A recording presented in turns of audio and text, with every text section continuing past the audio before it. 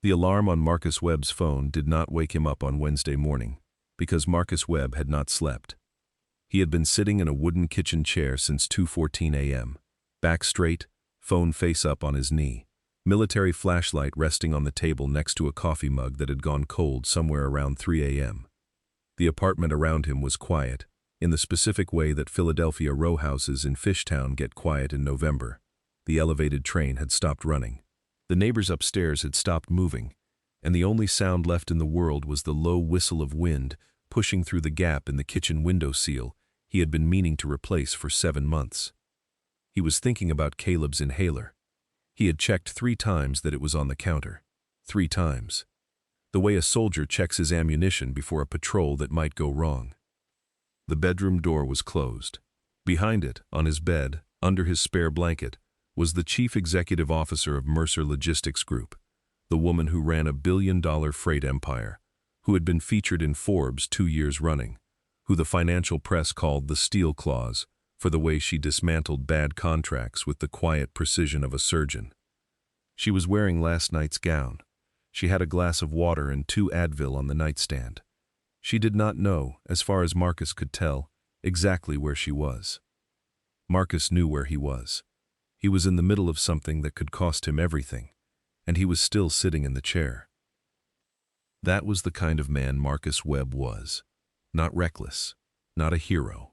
Just a man who, when he had seen something wrong happening in an alley behind the Lowe's Philadelphia Hotel, had been physically unable to keep walking.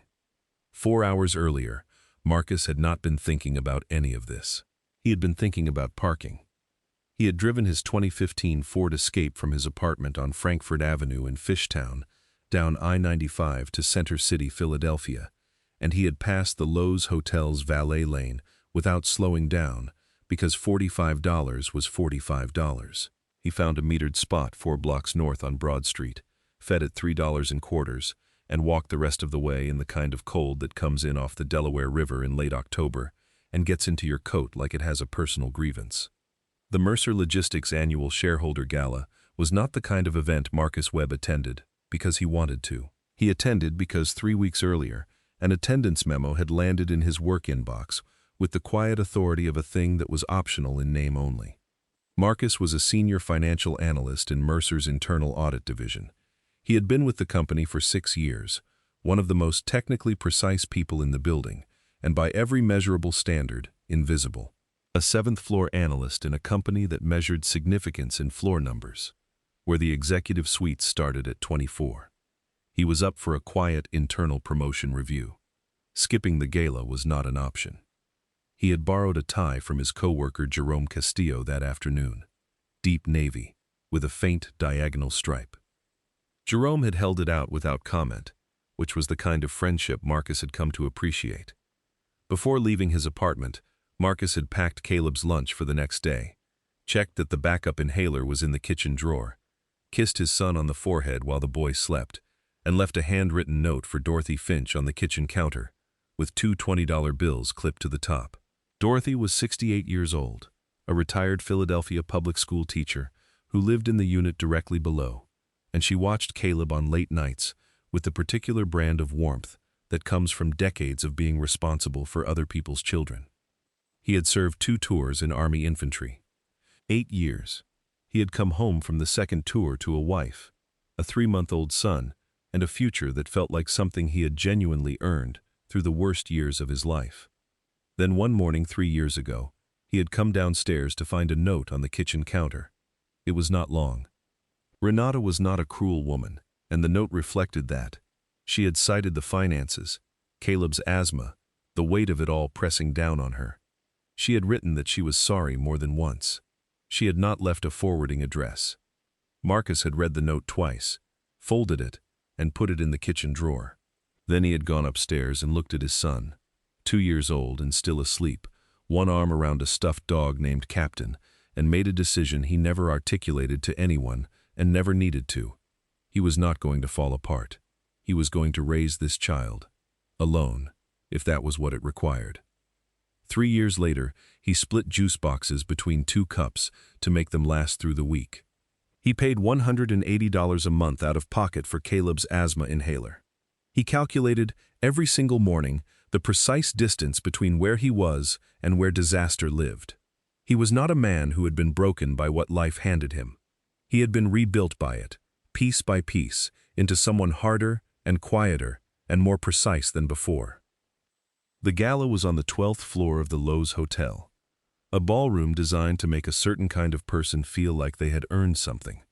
Marcus had taken one glass of water from the first passing tray, found a position near the back wall with a clear sightline to both exits, and spent the first 45 minutes performing the specific social act of being present without being noticed. It was not a skill he had developed at parties. At the center of the room, moving with the effortless authority of someone who had spent decades being the most important person in any space he entered, was Connor Ashby. 52, silver-haired, built with tailored precision. His cufflinks caught the light in a way that cost more than a month of Marcus's rent. He moved through the room, touching shoulders, remembering names, laughing at exactly the right moments, making each person feel briefly significant, and then leaving them feeling, once he moved on, slightly less so. Once, for just a moment, Marcus caught Connor's eyes move across the ballroom and land on Sloane Mercer, where she stood near the far window in a deep burgundy dress. The look lasted 2 seconds. It was not the look of a man watching someone he respected. Marcus filed it away. Sloane Mercer had walked into the ballroom 40 minutes earlier and done what she always did in rooms like this: let the room reorganize itself around her presence without acknowledging that it was doing so. Wall Street called her the Steel Clause after her third major contract restructuring motion in her first 6 months as CEO. She had been CEO for 14 months.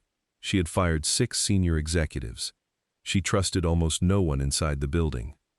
What the room did not know was that Sloane Mercer had not wanted this company. Her father Raymond had built it from a single trucking yard in South Jersey over 30 years. Then her brother Daniel died. 8 months later, her father followed. She had inherited the company not because she wanted it, but because she refused to watch it be absorbed by men who had been positioning themselves to take it since her father's first stroke. Men like Connor Ashby, who had been with the company for 11 years and had made himself indispensable in a way that looked like loyalty but smelled like occupation. Marcus was 20 minutes from leaving when he noticed the brief exchange near the far end of the bar. A man he did not recognize. Thick-necked, no name badge, wearing a black jacket that was not a hotel uniform. A brief, practiced movement. A champagne flute passing between hands with the specific casualness of a thing being made to look casual. The exchange lasted 4 seconds. Marcus registered it as slightly odd, and then the moment passed. 20 minutes later, Sloane Mercer's movements changed. Her steps had become uneven. Her eyes were losing the sharp, assessing focus they had held all evening. Connor Ashby had materialized at her side with the precise timing of a man who had been waiting for a specific moment, performing concern for the benefit of anyone watching. Sloane pushed through a service door near the back of the ballroom alone. Marcus was already moving. The alley behind the hotel smelled like kitchen exhaust and wet concrete. A black Suburban sat idling at the far end with its headlights off. Connor Ashby was there. The thick-necked man from the bar was there. And Sloane Mercer was against the wall, barely upright, her body betraying her in the specific way that Marcus had seen before, in other alleys, in other countries. She was saying no, weakly, repeatedly. Connor's voice was low and controlled. "She's having an episode. We're taking her to get evaluated. This is a medical situation." Marcus stepped out of the shadows. He invented a cover story in the time it takes to inhale. He was her colleague. He had been looking for her. There had been a family call. He was here to take her home. The story came with the automatic fluency of a man who had made up cover stories under conditions that made this alley look comfortable. Connor recognized him. Marcus watched the recognition settle into something cold and dismissive, the expression of a powerful man identifying a small problem he could manage later. Then Connor leaned in close and said Caleb's name, quietly, like a location, like a thing he knew the coordinates of. Marcus looked at him for 4 full seconds. "I'm taking her home, Mr. Ashby. If you follow us, I'll make sure every camera on this block has something interesting to show the morning news." Connor let them go, not because he was afraid, because Marcus Webb was a seventh-floor analyst with a sick kid and no leverage, and Connor had made a career out of correctly identifying threats. He had just made the mistake of his life. Marcus put Sloan in the Ford Escape and drove north. He checked his mirrors constantly, crossing the Benjamin Franklin Bridge, looping back south, moving through the streets the way he had once moved through hostile territory. No pattern, no straight lines, always watching what was behind him. Sloan grabbed his sleeve somewhere on the bridge. "Don't take me to Jefferson. Don't take me to Penn Medicine. He has people there." Marcus believed her. He called Dorothy Finch from a red light, told her he'd be late. Dorothy asked no questions. He drove to Fishtown. He carried Sloan up the narrow staircase of the row house. The hallway smelled like laundry detergent and the faint ghost of microwaved soup. Caleb's crayon drawings were taped to the wall. Rockets, dogs, what appeared to be a very large sandwich. Marcus laid Sloan on his bed, removed her heels, pulled his spare blanket over her, put water and Advil on the nightstand. He checked on Caleb, still asleep, one arm around Captain, one foot hanging off the mattress with the specific abandon of a child who trusts completely that the world is safe while he sleeps. Marcus dragged a kitchen chair to the front door. He sat with his phone and his flashlight and his cold coffee. He watched the dark. Somewhere around 3 a.m., he spoke out loud to no one. "I hope I didn't just blow everything, buddy." He was talking to Caleb. Caleb couldn't hear him. That was the point. At 6:45 a.m., Caleb padded into the kitchen in his socks, dragging Captain by one ear, and poured himself a bowl of Cheerios with the efficiency of a child who has a morning routine and takes it seriously. Marcus was pouring his second coffee when the bedroom door opened. Sloan Mercer stood in the doorway, barefoot, disheveled. Last night's burgundy gown creased from sleeping in it. Her hair, which had been pinned with the controlled precision of a woman who understood that appearance is armor, was now loose and tilted and human. Caleb looked at her, looked at his cereal, looked back at her. "Are you my dad's boss?" Sloan blinked. "Something like that." "You want some Cheerios?" "There's enough." Something moved across Sloan Mercer's face that had nothing to do with the steel claws or the Forbes profile or the 14 months of war she had been fighting inside her own company. Her armor did not fall dramatically. It just became briefly visible as armor, which was the first honest thing her face had done in a long time. "Sure," she said. "Thank you." Marcus set a mug of coffee in front of her without being asked. The three of them sat in the quiet kitchen, a child eating Cheerios, a CEO in last night's clothes, and a man who had not slept, and the morning held them all in a strange, impossible stillness. It was the last peaceful moment any of them would have for a long time. Sloane's eyes drifted to the small wooden shelf beside the refrigerator. Marcus kept three things there: a framed photograph of himself in uniform, a deployment patch from his second tour, and a St. Christopher medal on a worn leather cord, hanging from a small hook he had screwed into the shelf 3 years ago when he found it in his son's coat pocket and did not know what else to do with it. Sloane set down her coffee mug. She crossed the kitchen. Her hand hovered over the medal, then turned it over. She read the engraving on the back. Read it a second time. The color drained from her face completely. Her hand was shaking. Not the fine trembling of someone cold or startled, but the deep, uncontrollable shaking of a person whose entire understanding of the last 4 years is reorganizing itself around a single piece of information. "Where did you get my brother's name engraved on this?" The kitchen went completely still. Caleb looked up from his cereal. On the back of the medal, in small, precise letters, "Daniel Mercer, October 14." Marcus heard the words clearly, and he felt the floor of everything he thought he understood shift beneath him, like ground that had looked solid and was not. "My wife gave it to our son, the morning she left, 3 years ago." 4 seconds of silence. Sloan Mercer sat down on the kitchen floor. Not dramatically, not in collapse, just a woman whose legs had quietly stopped being able to hold the weight of what she was beginning to understand. What Marcus Webb did not know was that the metal had a history moving through 4 lives like a current through wire. Quiet, invisible, capable of burning everything it touched. He did not know that Daniel Mercer had been 29 years old, a graduate student at Drexel University carrying a backpack full of engineering textbooks and a birthday card for his sister when he died on Route 9 in Haddonfield on a rain-soaked Tuesday in October, 4 years ago, hit by a car that did not stop. The case had gone cold in 6 weeks. The man who had been driving that car had attended Daniel's memorial service and sent flowers. The man who sent flowers was Connor Ashby. His own wife, Renata, had been a legal records coordinator at Connor Ashby's private attorney's firm in Center City. In the course of her work, she had accessed a sealed settlement file. GPS logs placing Connor's company vehicle at the intersection at 11:47 p.m. Wire transfers to a Camden County discretionary account. Bribed official records. A cover-up built with the same cold precision Connor had used to build everything else in his life. Renata had photographed nothing, too afraid to leave a digital trace. She had taken only one physical object she believed could never be explained away, a St. Christopher medal that Connor's legal team had pulled from a sealed evidence bag, taken from the physical evidence archive of an unsolved hit-and-run fatality, and stored in the firm's case files. Daniel Mercer's medal. She had tucked it into the lining of her son's winter jacket the morning she left. The same morning she wrote the note about finances and pressure and her inability to cope. She had not abandoned them. She had made the only calculation she had time to make. The calculation of a woman who understood exactly what Connor Ashby was capable of. If she stayed, Marcus and Caleb became leverage. She had traded herself for their safety.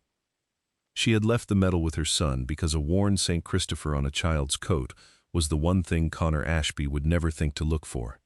And then she had driven to Tucson, Arizona, and waited, month after month, receiving wire transfers from the blind trust Connor's people set up to keep her gone and quiet, watching the years move without her family, waiting for a moment that never seemed to come. Marcus stood at the kitchen sink with his hands braced against the counter, his back to Sloane so she would not see his face. 3 years of believing it was him. 3 years of quietly absorbing the weight of a man who suspects the woman he built his life with, looked at everything they had, and decided it was not enough. 3 years of explaining to a small boy, gently, carefully, that sometimes people leave and it is not anybody's fault. It was never what he thought it was. Sloane's voice, when she spoke again, was steady in the way that only comes from enormous effort. She worked for Hargrove and Priest, Connor's outside legal firm, off Market Street. She never told me where she worked. She would have had access to the physical case archive. Connor's team pulled the evidence when the case went cold and held it where they could control it. She read the file, Marcus said. She read the file. Silence. She ran, Marcus said, in the direction that kept you and Caleb alive, Sloane said. She knew what he'd do to anyone she left behind. Marcus looked at the shelf. The photograph, the patch, the medal. She's alive, Sloane said quietly. In Tucson. He's been paying her to stay gone. In the next room, Caleb laughed at something on television. Marcus closed his eyes, opened them. Whatever came next, it was going to require everything he had. Somewhere across the city, in an office on the 52nd floor of a Center City building, Connor Ashby was already making phone calls. He had tracked the Ford Escape through a contact in the Philadelphia Parking Authority. He had an address. He had Wade Pruitt and 2 additional contractors who did not ask questions and did not leave records. He had spent 11 years building a machine designed to eliminate problems before they could become threats. Marcus Webb had just become a threat. The knock at the front door was not a knock. It was 3 heavy blows in rapid succession, the kind that travel through the frame and into the walls and rattle the coffee mugs on the counter.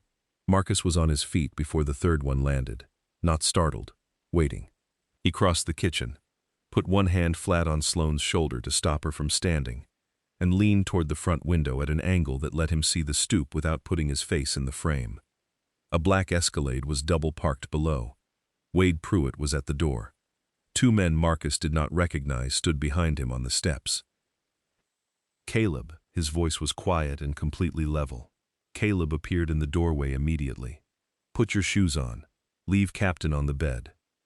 Caleb looked at his father's face and put his shoes on without a word. Marcus grabbed Caleb's rescue inhaler from the counter and pressed it into Sloane's palm. "He needs this every 4 hours. If we get separated, you don't leave him." "We're not getting separated," she said. "No, but now you have it anyway." The pounding resumed, heavier, rhythmic, the methodology of men who had done this before. Marcus put his hand briefly on the back of Caleb's head. Then he moved them to the back bedroom window. The fire escape was wet iron, slick with morning cold, groaning the way Philadelphia row house fire escapes have been groaning since 1987. Marcus slid the window up, checked the alley below, clear, and turned to Caleb. "You've done this before." "The drill," Caleb said. "Just like the drill." Caleb went out the window with the focused movement of a child who had in fact practiced this, because his father had made them practice it twice a year since they moved in. Sloane followed, barefoot in last night's gown, one hand on the railing, one hand holding the inhaler. Marcus came last, jamming his military flashlight horizontally across the window track behind him, a crude mechanism that would buy 30 seconds before they forced it. He didn't need 40, he needed 25. They hit the alley at a run. Marcus led them through the back streets of Fishtown the way he had once moved through the back streets of Kandahar. Fast, low profile, always one turn ahead of the last position. He cut them through a laundromat on Frankfurt Avenue, in the front door and out the back exit into a parking lot that opened onto a side street 3 blocks over. They came out onto Girard Avenue walking, because running draws attention. Caleb was keeping up. His breathing was elevated but controlled. Marcus stepped to the curb and raised his hand. A cab slowed. He put Caleb in first, then Sloane, then himself. Newark. Extended stay off exit 13A. He paid cash from the emergency fold in his left shoe. $60, 3/20s, flat against the insole. A habit from the army that Renata had once called paranoid. In the Newark hotel room, with Caleb asleep and the curtains pulled, Marcus laid out what he knew. He had Level 3 auditor credentials for Mercer's internal financial systems, held for 6 years, never flagged, because Marcus Webb was not, to anyone paying attention, a person worth paying attention to. He knew about Connor's private server through the accumulation of small details that don't fit the standard architecture. It was housed in a subsidiary warehouse in Pennsauken, New Jersey, a freight facility he had processed audit documentation for 3 times and had never seen anyone reference in a meeting. Sloane set her coffee on the desk. "He never revoked my biometric clearance. It would have triggered a mandatory legal review under the succession clause. He couldn't do it before the board vote." "So your clearance is active?" "As of this morning, yes." "Then we can get into the warehouse." 4 seconds of silence. "You understand," Marcus said carefully, "that if we're wrong about what's on that server, this ends very badly." Sloane looked at him with the expression of a woman who had carried her brother's death for 4 years without knowing who to blame, who had been drugged in an alley by the man she had suspected and never been able to prove. "We're not wrong," she said. They entered the Pennsauken warehouse at 11:15 that night, through a side biometric door, Sloane's hand on the reader, one clean confirmation tone. Emergency lighting gave everything a faint red tint. Marcus moved through the main floor without hesitation, navigating by warehouse schematics from internal audit documentation he had been authorized to access for years. He sat at the master terminal and found the GPS logs first. Connor Ashby's company vehicle, Route 9 in Haddonfield, October 14th, timestamp, 11:47 p.m. Stationary 4 minutes at the intersection, then fast movement to Philadelphia, to a parking garage at Rittenhouse Square, where it sat for 41 minutes. He copied it to the flash drive. He found the wire transfers next. $4.3 million routed through a Delaware shell corporation to a Camden County Police Union discretionary account. The specific account used for operational expenses requiring no itemized reporting. Authorization signatures. Secondary routing to obscure the origin.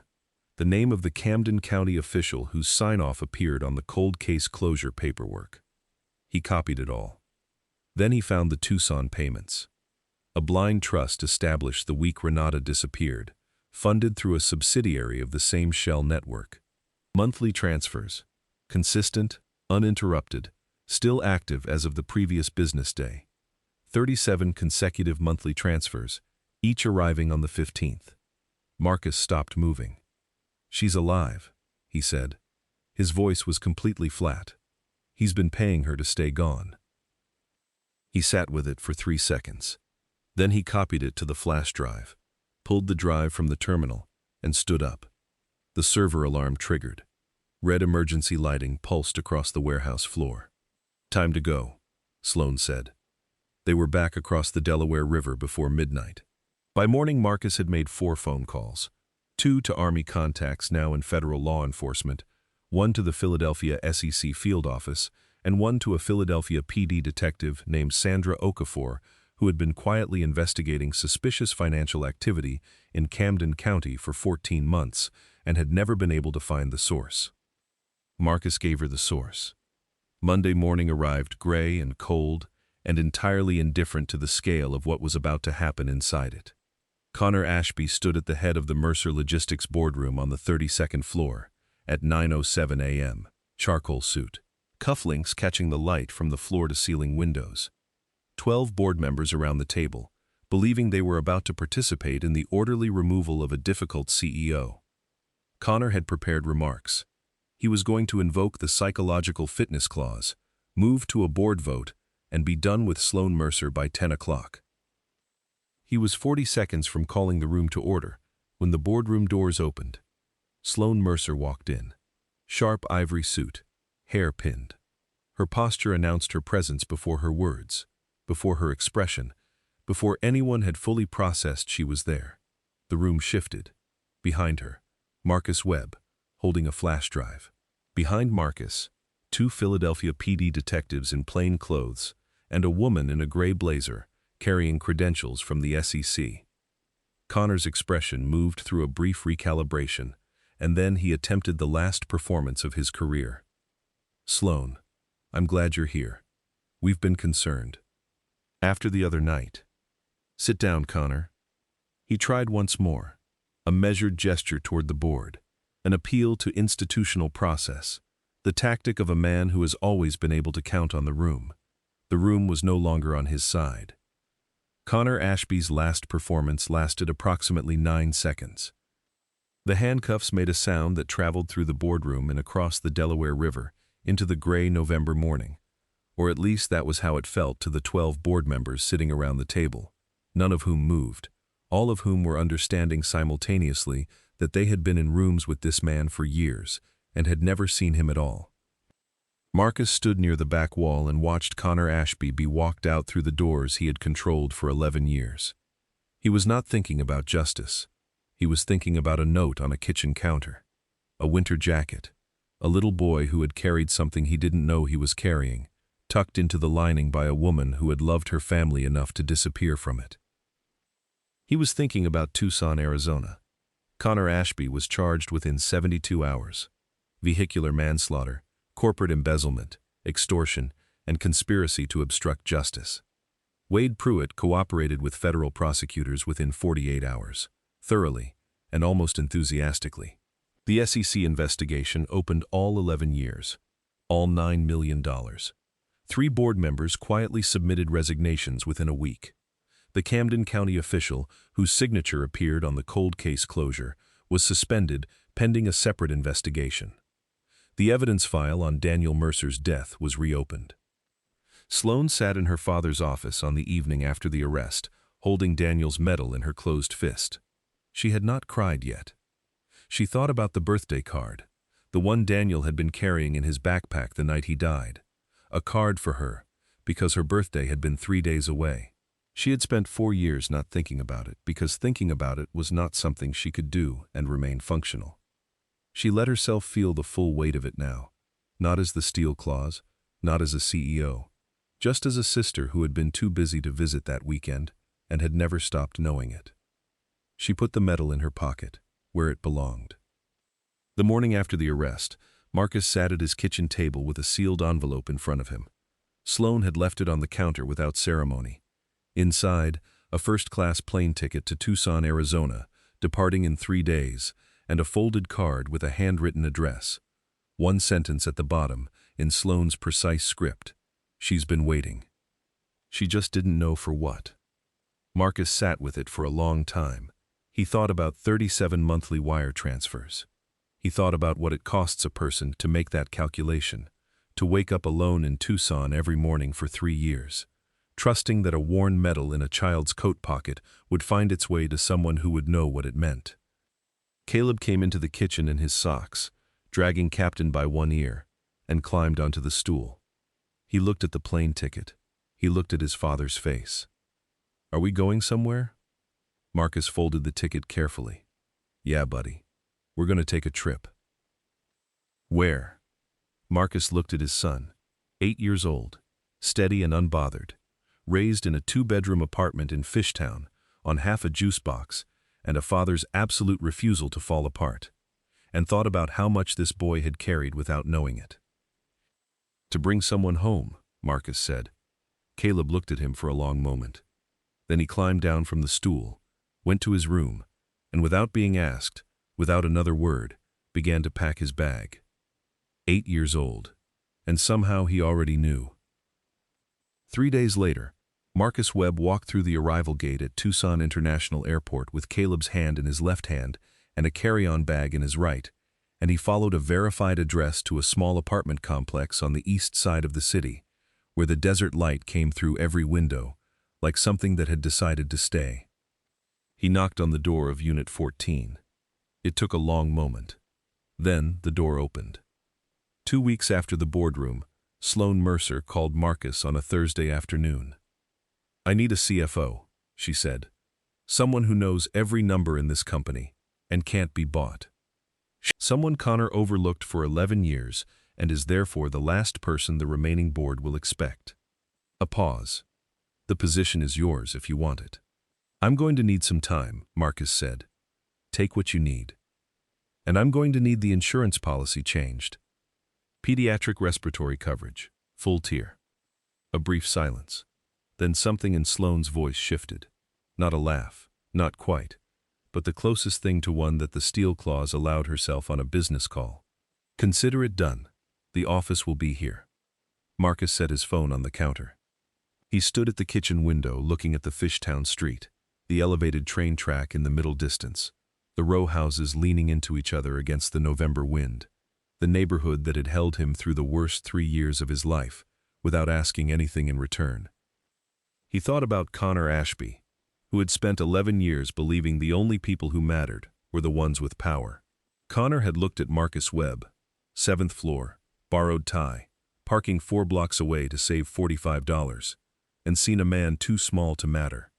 He had never once considered what that man was capable of, not because he lacked the intelligence, because he had spent so long looking at floors above 32 that he had forgotten to look at the 7th. That was Connor's first mistake. It was also his last. The medal was in Sloan's pocket now, where it had belonged for 4 years.